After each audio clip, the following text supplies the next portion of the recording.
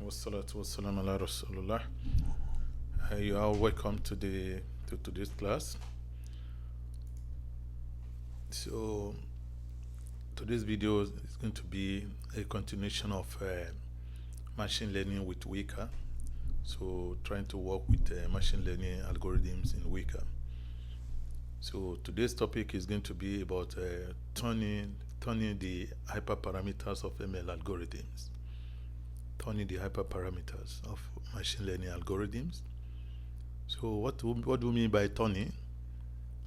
Turning linguistically means to adjust precisely so as to bring to the highest level of performance or effectiveness.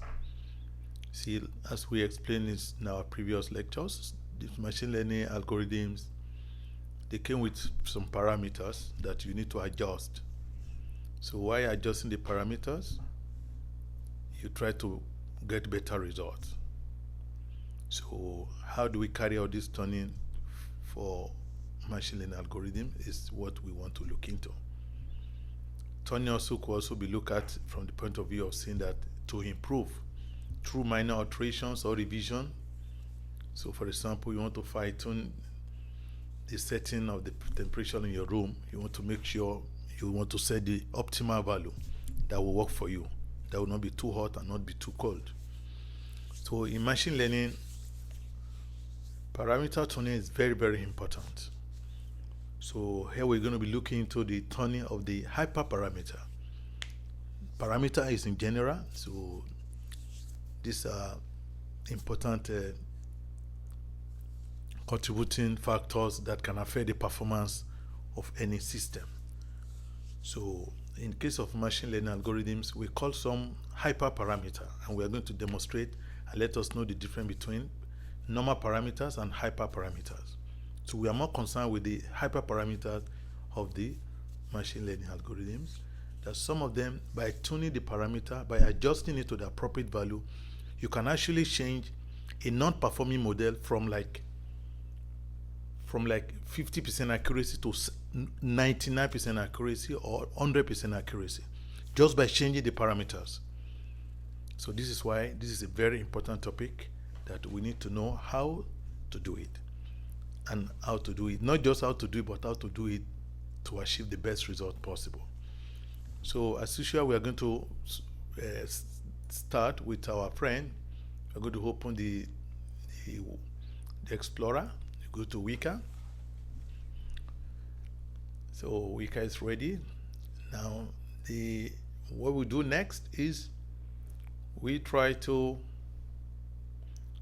you can see everything is gray out, so we need to do a classification. We need to open a classification algorithm, and we're going to use our simple friend KNN neighbor as an example in this work, in this first video on turning the parameters of machine learning algorithms. So we'll be using KNN neighbor, which is a very simple algorithm, as we are going to see it. So the first thing is to load the data set. So we need to load the data. So my data is already located in the document. So I call it Weka experiment. So I want to use this diabetes data. So I'm opening it. This is it. So these are the attributes already loaded. Once it's loaded, this is my class. So the next is to go to classify and then select the algorithm that you want to make use of. So first you might have to set here, do we use percentage split or we use tenfold cross validation? So whichever one you want, it's up to you, you can use it. So let's say we want to use percentage split, so we are using 80% training, and then the remaining 20% is going to be used for testing. So the next thing now, we need to choose the algorithm. So we go to here, we call it lazy. They are classifiers or machine learning algorithm, often referred to as lazy classifiers. So here is IBK, which is the KNN neighbor implementation in Weka. So we're going to select KNN neighbor. Now, having selected IBK, once again, take you there under the lazy, you click IBK. Now, our machine learning algorithm called KNN neighbor is ready to work now. It's ready to predict if somebody is diabetes or not based on the attribute already loaded. So it's ready to train and then predict using the train model so that we can see how far it's going. Now let's go together now. So the next is, you can see the class. You have to make sure that the correct attribute has been selected for prediction, which is the class. And I think we explained this before. That's why either you are loading, when you are loading from Excel, you make sure that the variable you want to predict is on the rightmost side. So we demonstrated how to load data from both Excel and from the classical Weka file in our last video. So here we are going to concentrate now on how do we turn the parameters, especially the hyperparameters of the machine learning algorithms. So briefly, now you can see here, we have selected IBK. If I click here, you can click here to see the details of the parameter. Click here. You can see that there are so many parameters here. You see? You can see so many parameters are here, but however, when you close here, you see very few parameters here. You see here that k is equal to 1. See, k is equal to 1, which is the number of neighbor that you want to use. You see, this is a very important parameter. Parameters that are specified here, they are the ones that are very important. Another one that is very important is called you can see here, Euclidean distance. Because we have different type of distances that you can use to calculate the nearest neighbor. As we explained in one of our videos on k nearest neighbor, k nearest neighbor is a very simple machine learning algorithm that works on the principle of, okay, it's like, show me your friend, I tell you the kind of person you are. So if I can know the class that the closest neighbor to you belongs, let's say I want to classify a particular neighborhood into two classes. This is good neighborhood, this is bad neighborhood. So I look at the three neighborhoods that are surrounding a particular neighborhood. If out of those three neighborhoods surrounding a particular neighborhood, if two of them are bad and only one neighborhood is good, most likely the neighborhood I want to classify might be classified as bad. And if two of them are good and only one is bad, then we are likely going to classify the fourth one as good. So that is, we look at, so when you use it in classification, we look for instances. It's an instant-based classifier. So we try to compare when new samples come. We are given training set that already has labeled data that we know the first instance is diabetes, the second instance is not diabetes. So now when a new unknown samples comes in, then what we do is we try to find the distance between this new sample. We try to find the distance between this new sample and all the available training samples. See, once we get the distance, then we arrange them in order. Then we select the shortest. We select the samples that are closest to these new samples that we didn't know which class it belongs. That is why we have to determine.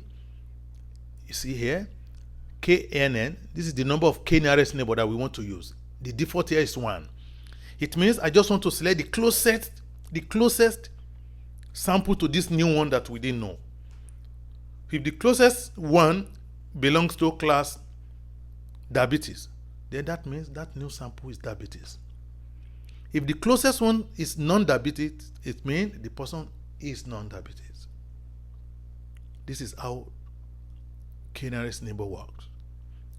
See, however, can I always guarantee that if I set my k-nearest neighbor to be 1, I'm going to get good result always? Or is it going to give me the maximum possible result? This is where the principle of turning comes in. So I need to turn this parameter. I need to change it from 1 to 3 to 5.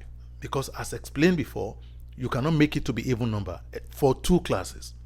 Because if you want to classify a particular sample into yes or no, is it diabetes, yes or no, not diabetes.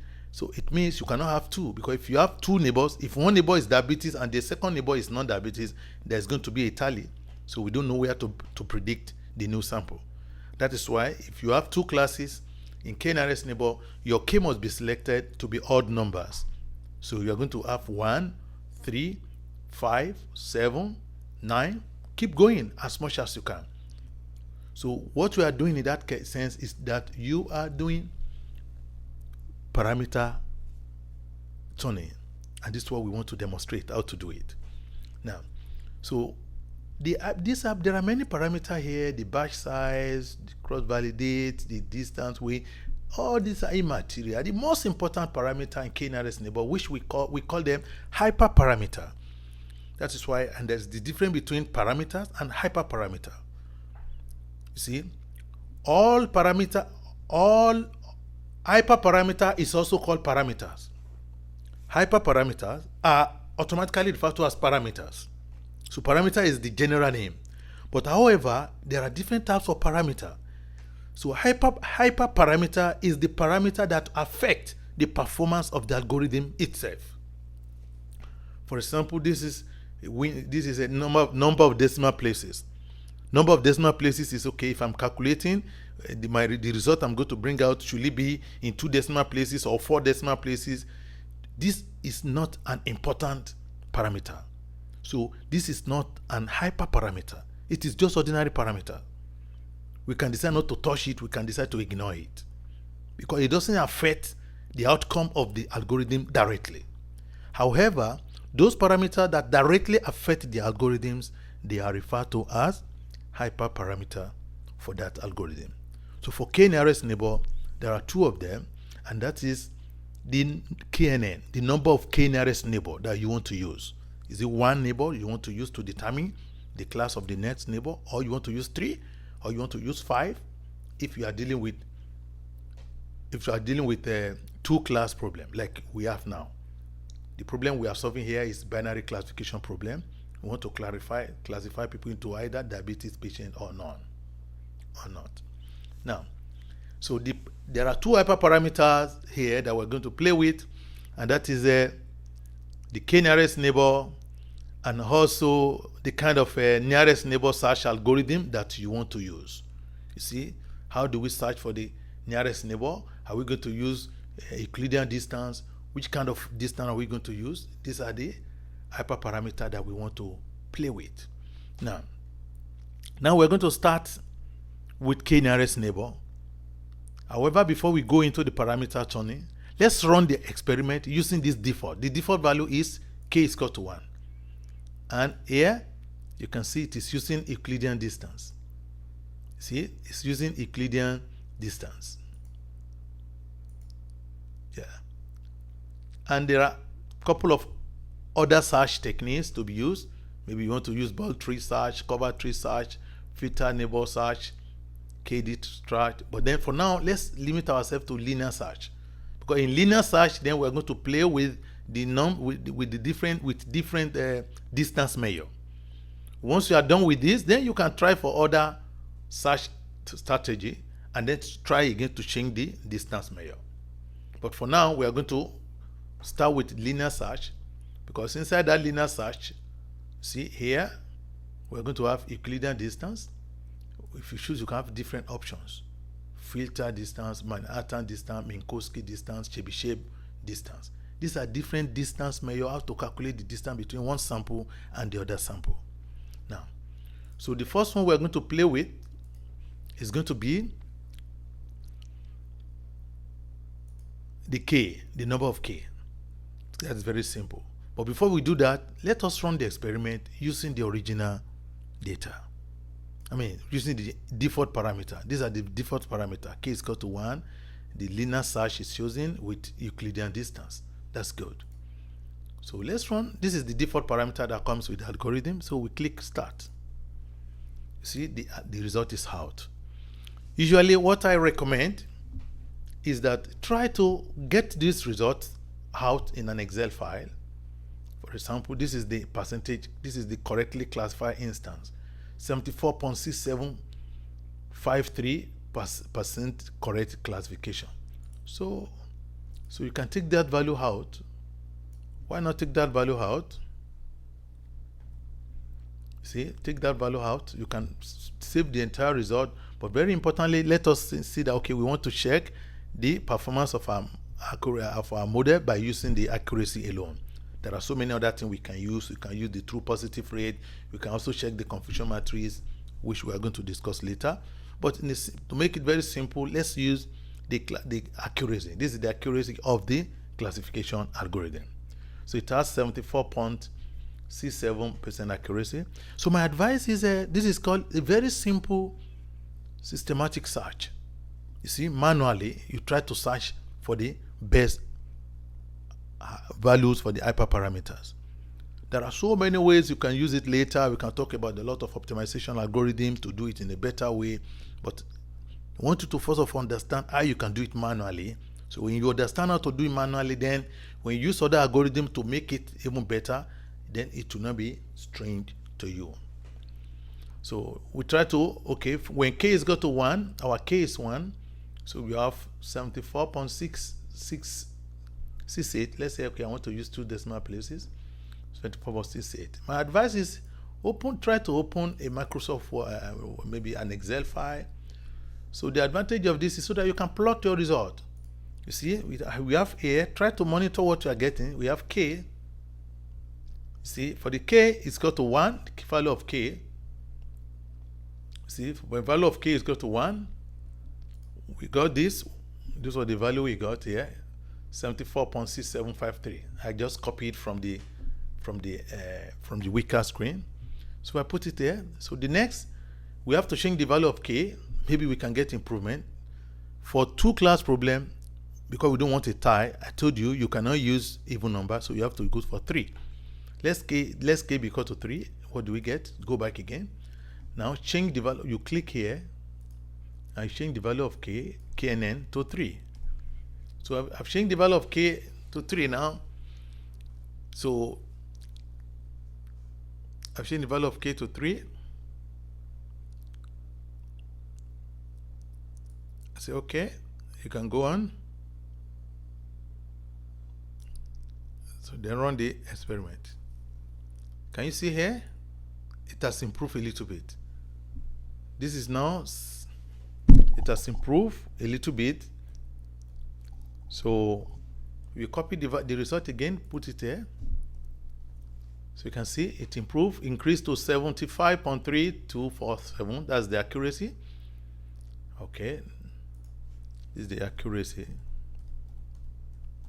Yeah. Now the next one is try for value of 5. That is parameter turning for you. You can see it's very straightforward. So click K, it's got to 5. Okay. You can see here a little bit of improvement again. So again, you bring the value here. Even you yourself, you can see, you keep going like this until the results start going bad again. This is how you do parameter turning. So now we're going to change it to 5. Sorry, we did 5 already. We do 7 now. We're going to deal with 7. Okay. Start. Can you see something now? Something just happened. So this is telling us that, okay, we cannot get improvement. Look at it. It goes down. 74.026. You can try a few more, but it will be going down again.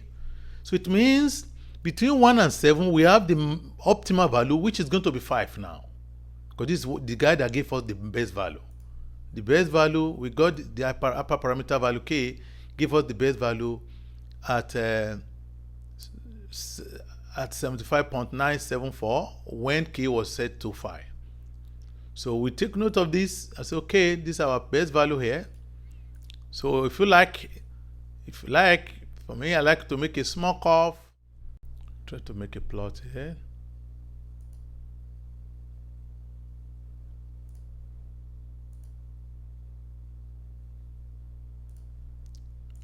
I think you can format plot area.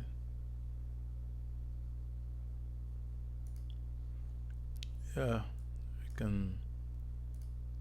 Okay, we are dealing with only one. Yeah, this is the vertical axis. We can remove this one here. This is the vertical axis. So just to correct it, yeah, this is what we want to do. Yeah, this is okay now. Yeah, so you can see now that I've tried to. This is K. You can label you can format it. This is K. You can see that value of K. You can see the way it goes up, and then after reaching 3, when K was equal to I think it was 5 that when it came down. Let me check again, once again. Select the data. This is the x-axis.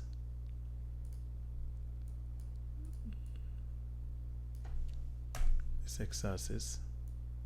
Yeah. Sorry. Yeah.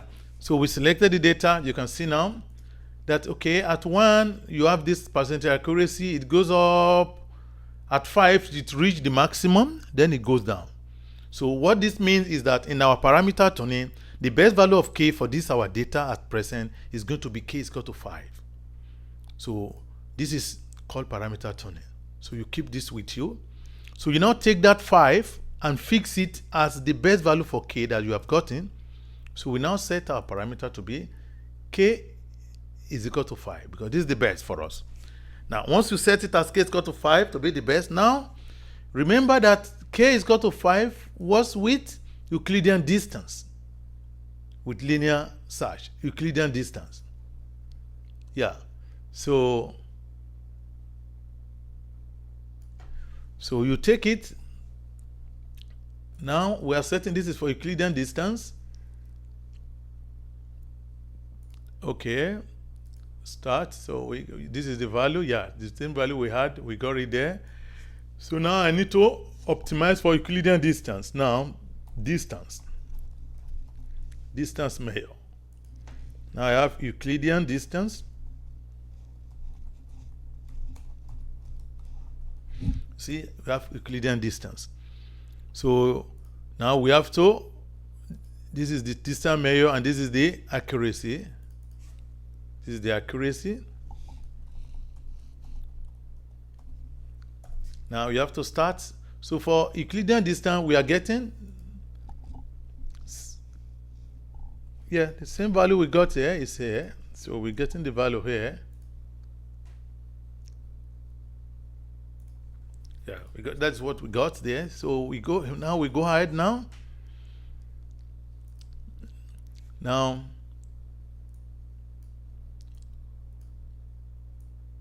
having gotten that, now the next thing is to go inside the algorithm now and change the Euclidean distance to another thing. So I'm going to go here. I'll change it to maybe shape distance. So shape distance now, this time around. So I try to get, okay, this is the shape distance that I want to use. Okay. Now you run the algorithm. You can see something here. It goes down. So you go and try to record your results. Appropriately, record your results. Go back to your Excel file. Put your, this is Euclidean shape distance, measure. And then copy the value, copy the accuracy. This is the accuracy. So you put it there.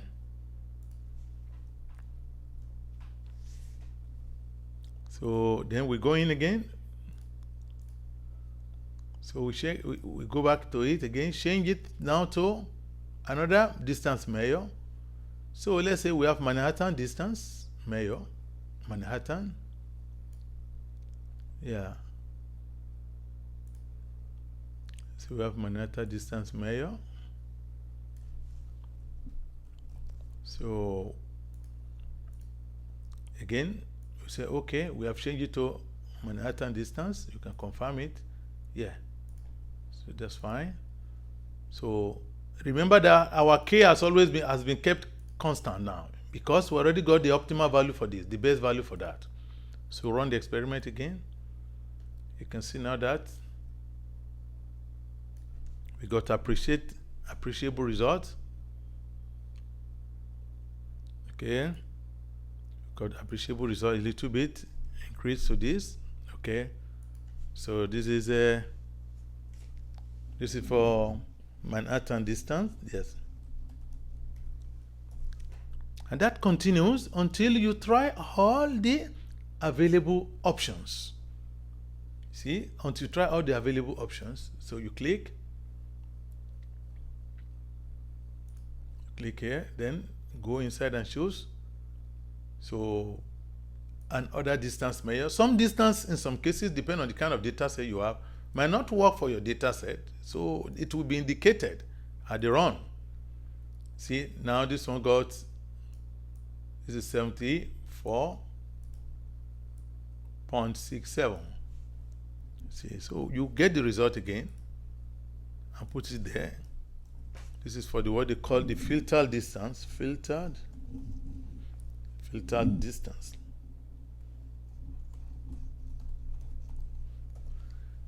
And then that continues until you finish all the available distance measure. And what you did here exactly, then you go inside it again, and then you try to change it over, try to make a plot similar to this. You will see that at a point in time, you are going to get the best value. Which of these parameter values, because these are the parameter value for the distance. You see, this distance is an hyperparameter that you need to set. So Euclidean, Chebyshev distance, Manhattan distance, some other distances might be available. You have to check every other thing.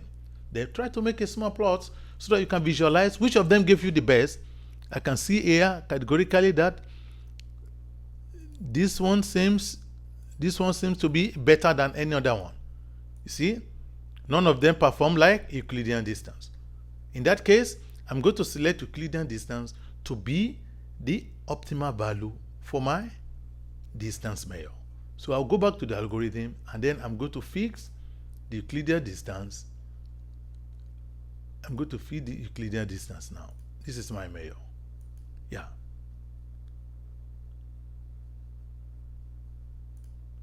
Yeah, that's the distance measure. Yeah, that's it. So if you want to play with also, we still have other neighbor search type. We have the bulk tree search, the cover tree, the filter neighbor search, KD tree. You can then take them again one by one. We have tried all what we have been doing before is linear search. Can we try KD tree? Can we try the other one until we exhaust this? However, from experience, the number of K and the distance type are very, very much important in determining what is going to be the best value for our k-nearest neighbor. So this is a simplified form of how you can do hyperparameter tuning for k-nearest neighbor. So you start by selecting, you pick, identify the hyperparameter. Like I said, there are so many parameters here, but this is the hyperparameter here. There's another hyperparameter here, and the kind of distance measure that was used for searching for the. So you try to take them one after the other, and the moment you run the experiment, as you are changing them, you are running the experiment, try to document the result you are getting, make a small plot so that you can also visualize it actually. As a researcher, it is very important that this kind of thing are documented, because it could be part of your report later. Because people want to see, okay, when you say, okay, we did optimization of our parameter, they want to see, okay, how did you do that? What is the evidence? These are some of the evidences that could be included as part of your report. So this is the case for this particular data. So we search, we keep searching until we got, okay, we start getting good result, and sometimes it could start coming down. They will say, okay, this is the value that we have. And I want to clarify here, sometimes imagine you kept getting increase in the higher value. You get to 3, 5, 7, 9. When are you going to stop?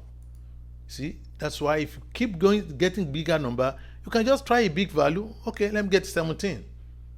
And suddenly you find out that it goes down. Then you go back to 15. Then you go back to 13. You keep going back again, a kind of a reverse random search. So this is kind of a simple way that at least a newcomer in this kind of field can easily use to search for parameter. And from experience, it do work excellently well for a lot of problems. However, later we're going to talk about other ways that you can optimize your parameter using genetic algorithm and some other optimization system that have been developed to assist machine learning algorithm to get the best value for the hyperparameter. Because machine learning algorithm, as good as they are, if you use wrong hyperparameter values, they can degenerate. But with appropriate hyperparameter values, you can get the best result possible. So this is in summary how you can do the hyperparameter search for k-nearest neighbor. So if you want to continue, you can keep searching. Then you can also try to pick, okay, what if I use the bolt tree search method? Does it work for me? And then you try to run it. So you have to start again and start checking and then noting it down. Okay, linear search doesn't work. Can I use another kind of search? Can I use the KD tree search? These are options that you can play with as you move on. You can see that most of the results are like staying at that particular 75.974. So try to search for these values, different values for these hyperparameters. But very important, don't forget, whatever you try to document it in a kind of spreadsheet application so that you can make plot for it, so that you can be able to convince yourself that, yeah, I've tried all possible values for the hyperparameter and these are the best method we can have. So I hope that is clear to us. This is where we're going to stop for this video. So next time we're going to pick other machine learning algorithms and then see how you can tune the parameters. So thank you very much. Be on the lookout. Have a nice time. Thank you.